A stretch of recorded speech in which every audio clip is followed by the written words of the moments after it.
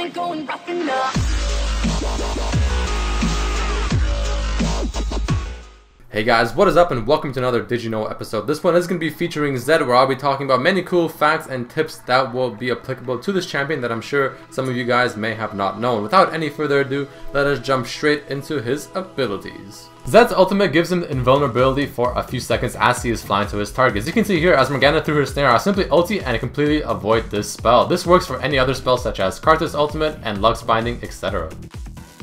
Zed's W gives him the opportunity to make great escapes over walls. As you can see here, it can go through many of the walls throughout the League of Legends Summoner's Rift map. However, there are a few walls that are just simply too big for the W to pass over, meaning that it will fail. So be very wary of these walls. Zed's W also offers him a great scouting tool. As you can see here, when you put the W inside the bush, you are able to see everything that is within it. Or if you put it over the wall, for example for Dragon, you can see everything that's happening there as well. Zed's Shadow Slash ability does not cancel or stop or slow down his auto attack rotation, meaning that as you are auto attacking a minion or a champion, you can keep spamming this ability knowing that your auto attack speed will not be affected by any means. Unlike your Q ability, if you and your clone hit the same target with the E ability, it does not provide bonus damage but rather applies a very useful slow on them.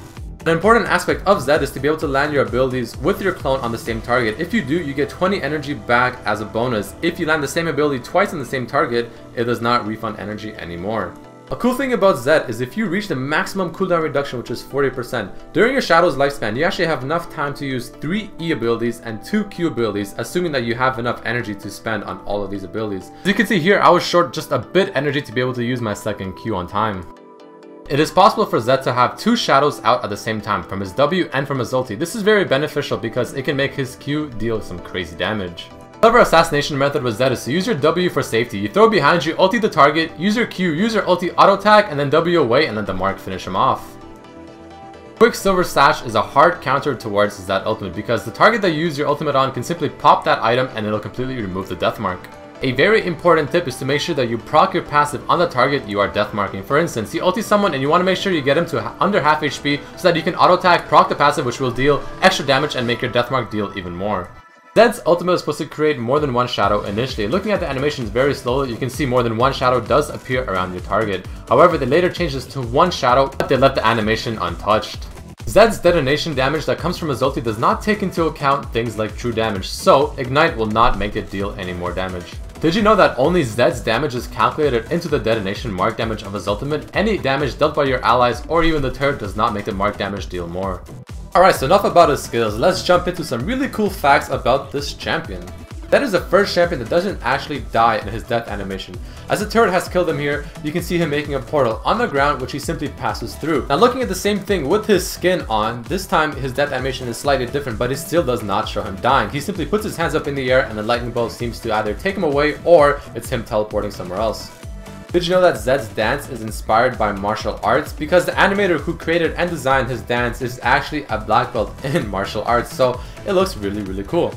Zed's joke is him playing rock paper scissors with his shadow, which usually has Zed winning and the shadow simply just disappears. However, on the off chance where Zed loses, he gets outraged and completely destroys his shadow.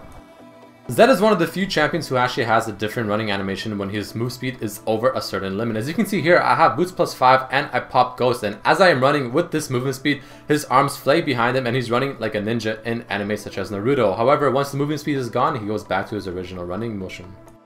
Zed is actually one of the 9 champions that has no skill scaling off of AP, and he's the 5th champion that uses energy along with Shen, Akali, Kennen, and Lee Sin. Shen and Zed both have the exact same quote. Let's listen.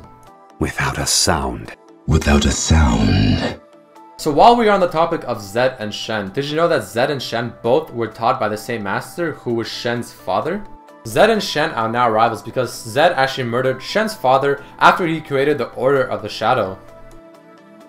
Zed wants to abolish the old ways of balance and he wants to use the forbidden art of the shadow, and any ninja refusing to use this forbidden art will be eliminated.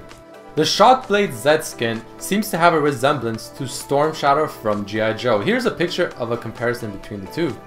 Alright, that's the end of this episode of Did You Know, episode 3 featuring Zed. I hope you have learned something new about this champion or even a new lore about him as well and have a bigger appreciation of him. If you enjoyed this episode, please don't forget to leave a like and even share this if you liked it. Also, please leave a comment below if you have any suggestions on how to improve this series, and I hope you guys enjoyed it and I'll see you next time. Peace!